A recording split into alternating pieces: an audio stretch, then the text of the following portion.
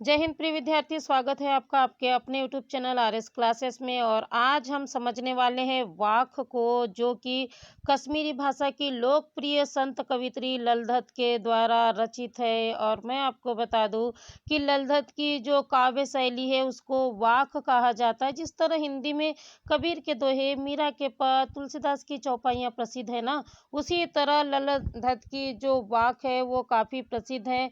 तो आज हम इस वाक्य को समझे। इसके पहले यदि आप चैनल पर नए हैं तो प्लीज़ इसे सब्सक्राइब कीजिए, ज़्यादा से ज़्यादा लाइक, कमेंट्स और शेयर करना बिल्कुल ना भूलिए।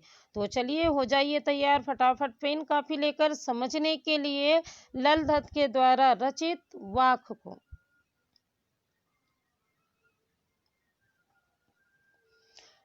रस्सी कच्चे धागे की खींच रही मैं नाव, जाने कब सुन मेरी पुकार, करे देव भव सागर पार। पानी टपके कच्चे सकोरे, व्यर्थ प्रयास हो रहे मेरे, जी में उठती रह हुक, घर जाने की चाहे घेरे। तो इस जो पंक्तियों का हम अर्थ समझे, संदर्भ प्रसंग को देखें। इसके पहले हम इसके शब्दार्थ को देख लेते हैं, ठीक है। तो देव का अर्थ होता है ईश्वर, भव का मतलब होता है संसार, कच्चे सकोरे यानी कच्चे मिट्टी के बर्तन, व्यर्थ मतलब बेकार, प्रयास यानी तो जानते हैं प्रयत्न, हुक यानी व्याकुलता या आह। संदर्भ लिख लीजिए। और आपको पता है कि किसी भी एक जो कविता होती है उसका संदर्भ तो एक ही होता है ना। तो संदर्भ क्या लिखेंगे? प्रस्तुत पंक्तियां वाक से ली गई है और इसकी कवित्री ललधत है, ठीक है। प्रसंग क्या होगा? चलिए आप प्रसंग भी लिख लीजिए। प्रस्तुत पंक्तियों में कवियत्री ने अपने जीवन की समानता नाव से की है, ठीक है। क्या लिखेंगे? प्रस्तुत पंक्तियों में कवियत्री ने अपने जीवन की समानता किससे की है? नाव से की है। चलिए अर्थ समझते हैं। रस्सी कच्चे धागे की खींच रही मैं नाव, कवित्री कहती है कि मेरी इस जीवन रूपी नाव को किसके द्वारा? सांस रूपी कच्चे धागे की रस्सी से क्या कर रही हूँ? मैं खींच रही हूँ। क्या कहती कवित्री? फिर से देखिए। मैं अपने इस जीवन रूपी नाव को किसके द्वारा?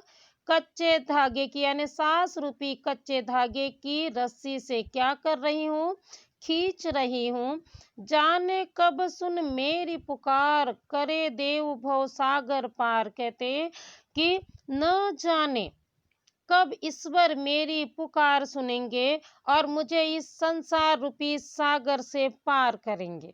कवित्री कहती है कि न जाने ईश्वर कब मेरी पुकार सुनेंगे और मुझे इस संसार रूपी सागर से पार करेंगे। पानी टपके कच्चे सकोरे, व्यर्थ प्रयास हो रहे मेरे। कवित्री कहती है कि मेरा यह शरीर किसके समान है? कच्ची मिट्टी के बर्तन के समान है। मेरा यह शरीर तो कच्ची मिट्टी के बर्तन के समान है, जिस पर निरंतर क्या हो रहा है? पानी टपक रहा है ना। शरीर किसके समान है? कच्चे मिट्टी के बर्तन के समान है, जिस पर निरंतर क्या हो रहा है? पानी टपक रहा है। अर्थात दिन ब दिन आयु कैसे होती जा रही है? कम होते जा रही है। व्यर्थ प्रयास हो रहे मेरे, और ईश्वर को प्राप्त करने के जो मेरे प्रयास है सभी विफल होते जा रहे हैं। क्या कहती है कवित्री? कि मेरा यह शरीर तो किसके समान है? कच्चे मिट्टी के बर्तन के समान है, जिस पर निरंतर पानी टपक रहा है। अर्थात कि आयु दिन ब दिन क्या होते जा रही है? कम होते जा रही है। और ईश्वर प्राप्ति के या ईश्वर को पाने के मेरे सभी प्रयास क्या होते जा रहे हैं? विफल होते जा रहे हैं। जी में उठती रह हुक, ईश्वर को न पाने के कारण मेरे मन में क्या हो रही है? व्याकुलता हो रही है। क्या कहती है कवित्री? कि ईश्वर को प्राप्त न करने के कारण मेरे मन में क्या हो रही है? व्याकुलता हो रही है। घर जाने की चाहे घेरे, कहते और ईश्वर को प्राप्त करने की जो मेरी इच्छा है वो और अधिक बढ़ते जा रही है। क्या कहती है कवित्री कि ईश्वर को प्राप्त करने की जो इच्छा है वह और अधिक बढ़ते जा रही है। आ गया ना समझ? बिल्कुल आ गया होगा। एक बार देख लेते हैं फिर क्या है। फिर से देखिए क्या कहती है कवित्री कि मेरी इस जीवन रूपी नाव को कौन सांस रूपी कच्चे धागे की रस्सी खींच रही है। न जाने कब ईश्वर मेरी पुकार को सुनेंगे और वह मुझे क्या करेंगे। हाँ बोलिए, अब तो आपने समझ लिया ना, तो बिल्कुल आपसे बन रहा होगा। क्या करेंगे ईश्वर? इस संसार रूपी सागर से मुझे पार करेंगे। ये मेरा शरीर किसके समान है? कच्चे मिट्टी के बर्तन के समान है, जिस पर क्या हो रहा है? पानी टपक रहा है। और ईश्वर को प्राप्त करने के मेरे सभी प्रयास क्या हो रहे हैं? विफल होते जा रहे हैं। ईश्वर को प्राप्त न करने के कारण मैं क्या हो रही हूँ? व्याकुल होते जा रही हूँ। और ईश्वर को पाने की इच्छा और अधिक क्या होते जा रही है? बढ़ती जा रही है। मुझे उम्मीद है आपको जो वाक्य है ये पहला ये समझ आ गया होगा। विशेष क्या होगा? शरीर की तुलना किससे की गई है? नाव से की गई है। साथ ही भाव सागर में रूपक अलंकार है और अनुप्रास अलंकार है। ठीक है, चलिए आगे जो पद है उसे या वाक्य है उसे समझते हैं। खा खा कर कुछ पाएगा नहीं, ना खाकर बनेगा अहंकारी, सम खाकर तभी होगा संभावी, खुलेगी साकल बंद द्वार की। तो प्रसंग लिख लीजिए। कवि ने प्रस्तुत पंक्तियों में कवि ने या माफ कीजिए कवित्री ने, है ना, प्रस्तुत पंक्तियों में कवित्री ने क्या किया है? मनुष्य को संयम बनाए रखने की बात कही है। क्या है? प्रस्तुत पंक्तियों में कवित्री ने क्या किया है? संयम बनाए रखने की बात कही है। खा खा कर कुछ पाएगा नहीं, कवित्री कहती है कि वस्तुओं का अत्यधिक उपभोग करने से हमें ईश्वर की प्राप्ति नहीं होगी। या इस तरह भी कह सकते हैं कि कवित्री कहती है कि भोग विलास में डूबे रहने से ईश्वर की प्राप्ति नहीं होगी, ना खाकर बनेगा अहंकारी, और हठपूर्वक किसी वस्तु का त्याग करने से या भोग का त्याग करने से क्या हो जाएगा? मनुष्य अहंकारी बन जाएगा। फिर से एक बार अर्थ देख लीजिए। क्या कहती कवित्री कि भोग विलास में हमेशा डूबे रहने से क्या होगा? ईश्वर प्राप्त नहीं होगा। किंतु हठ योग के द्वारा यदि क्या किया? इस भोग का त्याग किया तो मनुष्य क्या बन जाएगा? अहंकारी बन जाएगा। सम खाकर तभी होगा संभावी। कहते जब हम क्या करेंगे या जब मनुष्य क्या करेगा? अपनी इंद्रियों पर संयम रखेगा। क्या कहती है कवित्री कि जब मनुष्य अपनी इंद्रियों पर संयम रखेगा तो वह क्या हो जाएगा? समभावी हो जाएगा, अर्थात सबके साथ समानता का व्यवहार करने लगेगा। क्या कहती कवित्री? फिर से देखिए कि जब मनुष्य क्या करेगा? अपनी इंद्रियों पर संयम रखेगा तो वह समभावी होकर सबके साथ साथ समानता का व्यवहार करेगा। खुलेगी साकल बंद द्वार की, और हृदय में जो ज्ञान का दरवाजा जो बंद है वह भी खुलने लगेगा। हृदय में जो ज्ञान का दरवाजा बंद है वह भी क्या होगा? खुलने लगेगा। मुझे उम्मीद है आपको अर्थ दूसरे वाक्य का भी आसानी से समझ आ गया होगा। खा खा कर का मतलब यहाँ पर जो है, यहाँ क्या होगा? पुनरुक्ति प्रकाश अलंकार होगा, अनुप्रास अलंकार भी है। साथ ही कवित्री ने संयम के द्वारा भोग करने की बात कही है। ठीक है, चलिए जो तीसरा जो वाक्य है उसे समझते हैं। आई सीधी राह से न गई सीधी राह, सुसुम सेतु पर खड़ी थी बीत गए दिन आहा, जब टटोली कौड़ी ना पाई माझी को क्या दू उतराई। प्रसंग लिख लीजिए। यहाँ पर ईश्वर प्राप्ति के लिए किए गए आडंबरों पर प्रहार किया गया है। क्या होगा प्रसंग? ईश्वर प्राप्ति के लिए किए गए आडंबरों का पर प्रहार किया गया। चलिए अर्थ समझते हैं। इसके पहले हम शब्दार्थ देख लेते हैं, ठीक है, क्योंकि यहाँ कुछ जगह थोड़े कठिन से शब्द आए। रहा का मतलब होता है रास्ता, सुषुम सेतु का मतलब होता है सुषुम्ना नाड़ी रूपी पुल, ठीक है।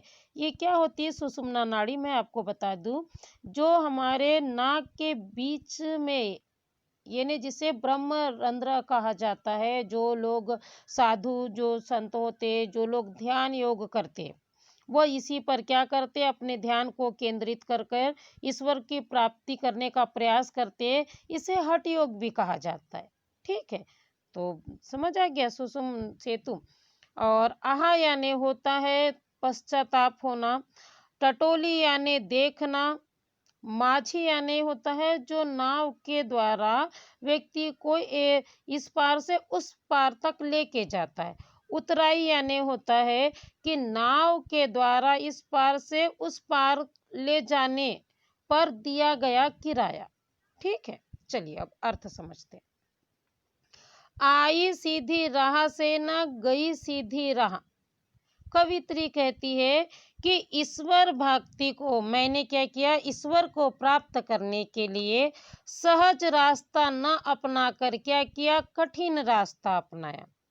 मैंने ईश्वर को प्राप्त करने के लिए, ईश्वर की भक्ति के लिए सहज रास्ते को न अपना कर क्या किया, मैंने कठिन रास्ते को अपनाया। सुषुम सेतु पर खड़ी थी, बीत गए दिन आहा, मैं क्या कर रही थी, हठ योग के द्वारा ईश्वर को प्राप्त करने का प्रयास कर रही थी। कवित्री क्या कहती है कि मैं हठ योग के द्वारा ईश्वर को प्राप्त करने का प्रयास कर रही थी। बीत गए दिन आहा, और इस तरह मेरे दिन बीतते चले गए और मैं केवल पछताते रह गई।